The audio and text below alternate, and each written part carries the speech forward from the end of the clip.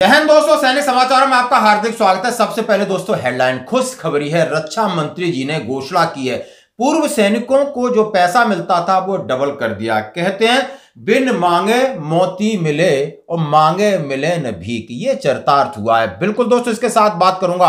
अब क्या रक्षा मंत्री जी के पास हमारे और मुद्दे हैं, वो आरोपी के मुद्दे हैं, एमएसपी के मुद्दे हैं, क्या वो जाएंगे तो वहां से हमें उम्मीद हमारी बड़ी है। और बात करूंगा जवानों की गाड़ी का सामने से टक्कर एक्सीडेंट, 20 जवान हुए हताहत। और कहा है कि हमारे सैनिक दुश्मन का चक्रव्यूह तोड़ेंगे। और गृह मंत्री ने किया है ऐलान। और बाबाओं ने मोदी जी के नाक में कर दिया है दम। हाँ जी दोस्तों, और मैं बात कवर करता हूं विस्तार से। सबसे पहले आप ये देख सकते हो कि आखिर रक्षा मंत्री जी ने क्या ऐलान किया। हमने कहा था कि बिन मांगे मोती मिले, मांगे मिले न भीख। हाँ जी दोस्तों, हमें कल्पना नहीं थी कि रक्षा मंत्री जी पूर्व सैनिकों पर इतनी मेहरबान होंगे। और उसकी घोषणा की और उसकी पीआईबी रिपोर्ट की और कट ऑफ डेट भी दे दी कि इस डेट से आपको पैसे मिलेंगे। यानी कौन कौन से पैसे मिलेंगे, यानी जो भी आपको केएसबी से पैसे मिलते हैं सारे दुगने हुए हैं। जैसे उदाहरण के तौर पर आपको एक बेटी के लिए 50,000 मिलते हैं, 2 बेटी के लिए 1 लाख मिलते हैं, तो अब 2 बेटी के लिए 2 लाख रुपए हो गए। आपका चिल्ड्रन एजुकेशन अलाउंस है 1,000 रुपए प्रति महीना है, वो 2,000 हो गया है। यानी 24,000 की जगह आपको 48,000 ये मिलेंगे 2 बच्चों के लिए। तो आइए आखिर क्या है पीआईबी रिपोर्ट में, ये हमने बता दिया। इससे पहले मैं बात करना चाहूंगा, आज मौका और दस्तूर है। जैसा हमने कहा कि माननीय रक्षा मंत्री जी ने घोषणा कर दी, पीआईबी रिपोर्ट भी आपके सामने रखूंगा और 1 नवंबर से ये प्रभावी होंगे। और जिस किसी का आज ऑर्डर निकलने के बाद किसी की बच्ची की शादी होती, आज का ऑर्डर ध्यान रखना, पीआईबी रिपोर्ट है 15 अक्टूबर के बाद, वो थोड़ा रुक जाए और उसकी फॉर्मेलिटीज बाद में कराएं, ताकि जो 50,000 की जगह आपको 1 लाख रुपए मिलेंगे।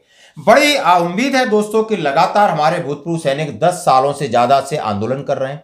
और उन्होंने रक्षा मंत्री जो स्वर्गीय है मनोहर पर्रिकर जी, स्वर्गीय आप समझ सकते हो अरुण जेटली जी, और निर्मला सीतारमण भी वित्त मंत्री रही। उसके बाद लगातार कई सालों से राजनाथ सिंह जी, और उनके सामने बहुत सारी मांगे वन पेंशन की विसंगतियों को लेकर रखी है। आज थोड़ा सा दर्द या थोड़ी खुशी हुई है। और वो मांगे कुछ बड़ी बात नहीं कि 3 रिटायर्ड जज की कमेटी से इनको आप जरा इनका एनालिसिस करा दीजिए, एक टेबल पे सबको बिठाइए और बिल्कुल हम वो राय ऐसी देंगे कि आपका इसी बजट में हिसाब किताब पूरा हो जाएगा। हमें ज्यादा बजट की जरूरत नहीं। पहला था हमारे प्रीमेचर भाइयों को जो आपने वन पेंशन से वंचित किया, आप उनको दे दीजिए। दूसरा, मिलिट्री सर्विस पे की बात कही कि आप इसका स्लैब नीचे कर दीजिए, 4 स्लैब नहीं 1 स्लैब रखिए। चाहे आप 5,000 दीजिए, चाहे 10,000 दीजिए, लेकिन सबको समान दीजिए। विडो पेंशन, आज उन विधवाओं के बारे में रिटायरमेंट के बाद इतने मेहरबान हो रहे, आखिर उनकी पेंशन में थोड़ा सा आप उसको कंपैरिजन जरा चेक कर लीजिए, तो उनको एक सहूलियत दीजिए।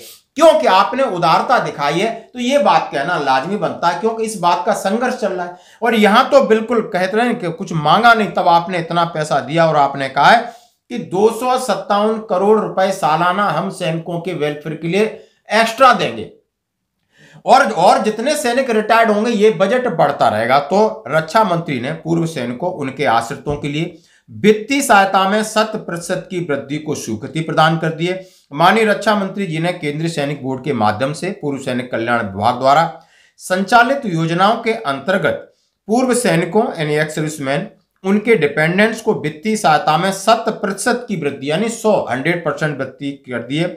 यह निर्णय सरकार की पूर्व सैनिक कल्याण और सामाजिक सुरक्षा की प्रतिबद्धता को दर्शाता है।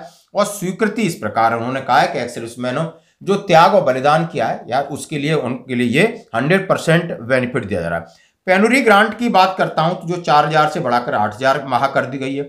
इस कदम से 65 वर्ष से अधिक आयु के ऐसे वृद्ध और गैर पेंशन भोगी पूर्व सैनिकों, उनकी वीर नारियों को आजीवन आर्थिक सुरक्षा व निरंतरता सुनिश्चित होगी। यानी जिन भाइयों को पेंशन नहीं मिलती, पेनुरी ग्रांट पर अपना जीवन चला रहे हैं, उनके लिए ग्रांट 8,000 कर दिए, और जिनकी कोई नियमित आय नहीं है। इसके अलावा 2 आश्रित बच्चों को कक्षा 1 से स्नातक या 2 वर्षीय स्नातकोत्तर पाठ्यक्रम कर रहे वीर नारियों के शिक्षा अनुदान को 1,000 से बढ़ाकर 2,000 प्रति माह कर दिया गया है।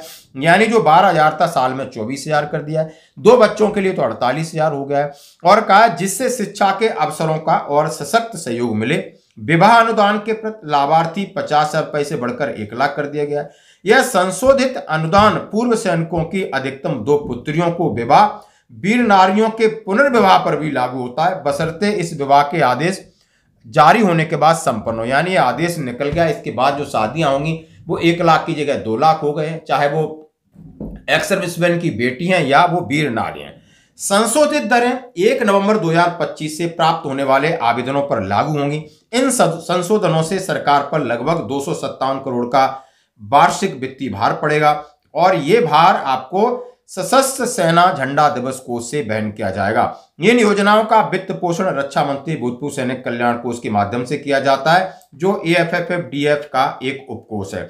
यह निर्णय गैर पेंशन भोगी पूर्व सैनिकों, वीर नारियों, निम्न आय के वर्ग के आश्रित सामाजिक सुरक्षा के ताने बाने को सशक्त बनाता है। साथ ही यह देश के पूर्व सैनिकों की सेवा, समर्पण और बलिदान के प्रति सरकार का अटूट सम्मान भावना और प्रतिबद्धता की पुष्टि करता है। आप बिल्कुल, ये हिंदी थोड़ी टफ है, आप समझ सकते हो कि पूर्व सैनिकों ने जो त्याग बलिदान किया है और उनके प्रति सरकार का समर्पण है, इसलिए हम सारे ये पैसे आपको दे रहे हैं, आपको, आपके बच्चों को, उनके भविष्य के लिए, एजुकेशन के लिए, बच्चों की शादी के लिए। अब इसका क्राइटेरिया आप समझ सकते हो कि बच्चों की शादी के लिए किसके लिए लागू है, और इसके लिए आपको KSB साइड में एक बार अपने आप को रजिस्टर कराना है, दोबारा आईडी नहीं बनवाना, एक बार आईडी करना, नहीं तो आप फेक आईडी में पकड़े जाओगे। तो ये भी आपको ध्यान में रखना होगा। तो दोस्तों, इस खबर का हम भूर स्वागत करते हैं। ऐसे मौके पे खबर आई है और जिसकी शायद कोई उम्मीद नहीं थी। सरकार लगातार हमारी अनदेखी कर रही थी, अब लगा कि नहीं, सरकार देख रही, और हम जरूर चाहेंगे कि एक्सर्विसमैन इसका स्वागत करें और अपनी मांगों को लेकर रक्षा मंत्री जी से सीधे मिले। इसके ऊपर आपकी क्या प्रतिक्रिया है?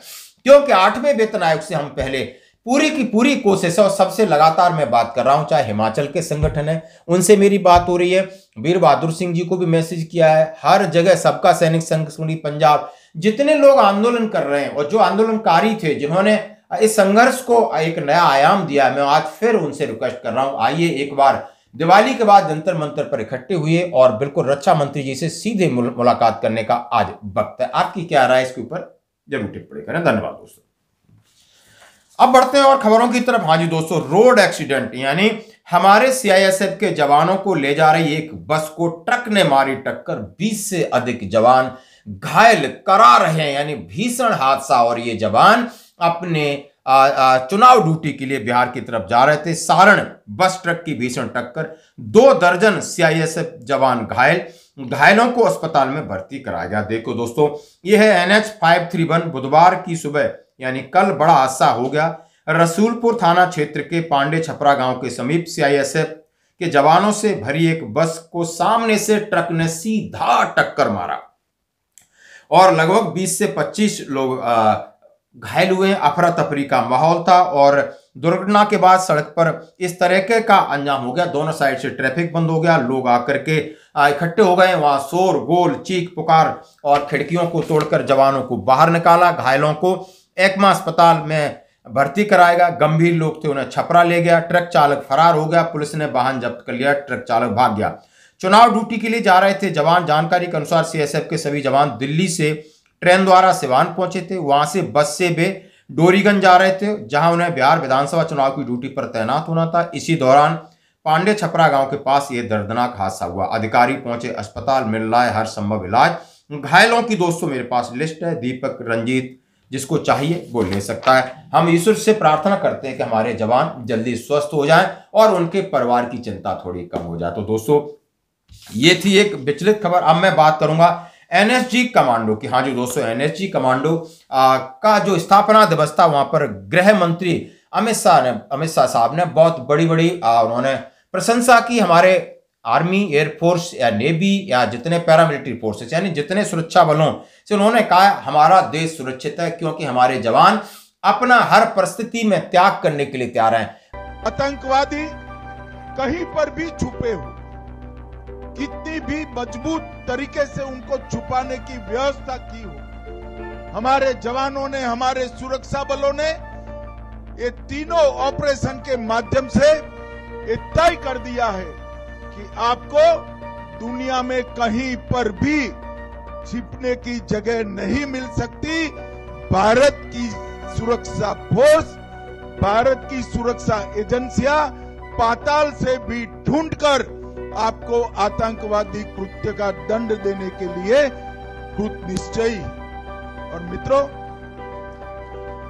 ऑपरेशन सिंदूर ने जहां पर टेररिज्म का प्लानिंग होता था, भारत पर हमला करने का जहां व्यू रचना बनती थी, वो पाकिस्तानी टेरर ग्रुप के हेडक्वार्टर को ध्वस्त किया, इनके ट्रेनिंग कैंप को ध्वस्त किया, उनके लॉन्चिंग पैड को ध्वस्त किया और ऑपरेशन महादेव ने सटीक ऑपरेशन कर जो आतंकवादी हमला किए थे उनको भी समाप्त कर देश का विश्वास हमारे सुरक्षा बलों पर बढ़ाना के काम। कहा है कि दुश्मन को पाताल लोक से भी निकाल लेंगे, चाहे उन्होंने कहा जमीन की लड़ाई हो, चाहे आसमान की लड़ाई हो, चाहे पाताल की लड़ाई हो, अब हम कहीं भी दुश्मन को छोड़ेंगे नहीं। कितना बड़ा भी चक्रव्यूह वो रचे, हम तोड़कर उसे उठा के लाएंगे, जैसा कि ऑपरेशन सिंदूर में किया है। तो आप इसकी झलक एक देख सकते हैं। तो दोस्तों, अब मैं बात करूंगा बाबाओं की ललकार। बाबाओं से बहुत परेशान है, यानी बाबा कितने उत्तेजित हो रहे हैं। आजकल बहुत सारे कथावाचक हैं, बाबा हैं, हर प्रकार की टिप्पणी कर रहे हैं। चाहे आप सोशल मीडिया पे चले जाओ, चाहे आप किसी भी बड़े स्टूडियो पे बहस करते हैं, किसी भी चीज को लेके ये बहस कर सकते हैं। शायद उनका बैकग्राउंड उतना चीजें न हो। आज वो मोदी जी पे ही कई प्रकार के सवाल पूछ रहे हैं, आखिर मोदी जी देशभक्त हैं कि मोदी जी देखो साधु आदमी हैं, संत हैं, योगी जी भी संत हैं। अब मुझे ये समझ में नहीं आता कि यदि मोदी जी, योगी जी संत हैं, राष्ट्र के लिए इतना अच्छा काम कर रहे हैं, इनकी क्या मजबूरी होगी कि ये गौ हत्या बंद नहीं कर पा रहे। धिक्कार है, धिक्कार है तुमको। देर सवेर हर हिंदू ये समझेगा, जैसे पलकों पर बैठाया था ना, वैसे उतार करके नीचे गिरा दे। जान लो, कथनी करनी अंतर हो गया। जब जिसकी कथनी करने में अंतर हो जाता है, उससे विश्वास हट जाता है। 150 मीटर दूर ही हमारी गाड़ी रोक दिया। उन्होंने कहा आप हमारे कार्यालय के सामने भी नहीं जा सकते। आप सोचिए हम क्या कह रहे थे। हम गाय के बारे में तो बात कर रहे थे। गाय के बारे में बात करने वाला देश का एक सन्यासी आपके कार्यालय के दरवाजे पर भी नहीं जा सकता। आप कहते हो हम हिंदू हैं। इस तरह का काम वो कर सकते हैं, वो उस तरह का काम कर सकते हैं, यानी इनको भी राजनीतिक में आ गए हैं। और आप समझ सकते हो, यदि आपकी क्या राय है, इन किसी बाबा को ही एक जगह मुखिया बना दिया जाए तो क्या ये सारी व्यवस्थाएं सही कर सकते हैं? क्या इनके अंदर कैपेबिलिटी है? क्या इन्होंने वो राजनीति शास्त्र पढ़ा है? क्या इन्होंने उस विज्ञान का ज्ञान है? हो सकता है कि धर्म के बारे में ये बोल रहे हैं। और इनका बार बार इस तरीके से आना, पर्सनली ऐसा लगता है कि हर चीज पर कटाक्ष करना कहीं ना कहीं प्रश्नवाचक है। आज सत्ता सरकारें कैसे चलती, राज्य कैसे संभाला जाता है, एक अलग विषय हो सकता है, लेकिन आप इनकी बात को सुनिए और इसके ऊपर कमेंट जरूर करिए। अब मैं बात करूंगा पाकिस्तान की नाक में दम। हाँ जी दोस्तों, देखिए, पाकिस्तान को तबाह करने के लिए तालिबानी काफी है। मुझे लग रहा है हिंदुस्तान की जरूरत ही नहीं पड़ेगी। किस तरीके से कॉन्फिडेंस में टैंक लेकर के आ गए, पोस्ट कब्जा कर रहे हैं, उनके सैनिकों को पकड़ रहे हैं, उनके साथ खेल रहे हैं खेल। उनको कुछ भी नहीं समझ रहे, कोई गंभीरता से नहीं ले रही तालिबानी की। मैंने जितने वीडियो देखे मैंने हैरान हो गया, क्योंकि ये बचपन से लड़ी रहे, इनका काम पैदा हुए तब से। आपने देखा होगा अमेरिका 20 साल लड़ती रही, लड़ते रहे, अंदर ये लड़ते ही रहते हैं। और आज अफगानिस्तान के ऊपर इनकी सरकार है और पाकिस्तान को उन्होंने कहा है कि ये बहुत ही घटिया देश है, इसको सबक सिखाना जरूरी। तो आज की खबरों में तो नहीं बनी रही हमारे साथ। धन्यवाद।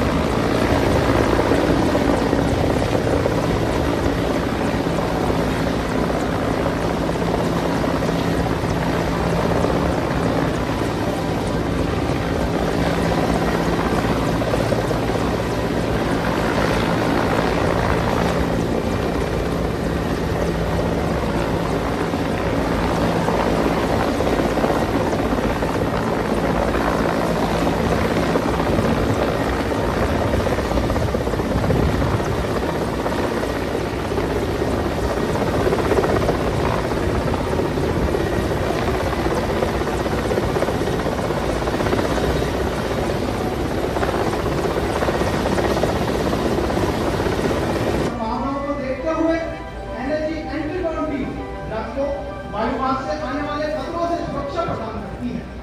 एनएचजीपी एंटी-ड्रोन टीम पूरा पाए 50 मीटर पर ब्लैक है और सामने 100 मीटर कोस्टल ब्लॉक के ऊपर डिप्लॉय है। अब आप सभी अपना ध्यान आधा दाहिने ले जाए, जहां फ्लड लाइट टावर के ऊपर से एक संदिग्ध ड्रोन वीआईपी की तरफ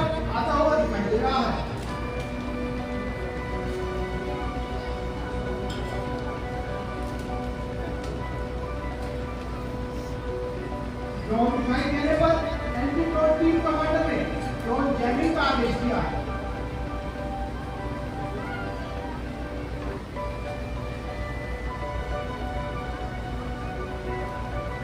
ड्रोन ने अपने रिमोट पायलट से कंट्रोल खो दिया है तथा नीचे आ गया है। ड्रोन न्यूट्रलाइज होने के बाद स्टेट पुलिस गिर चुके ड्रोन की जांच में जुट जाती है ताकि कोई भी सेकेंडरी थ्रेट ना हो।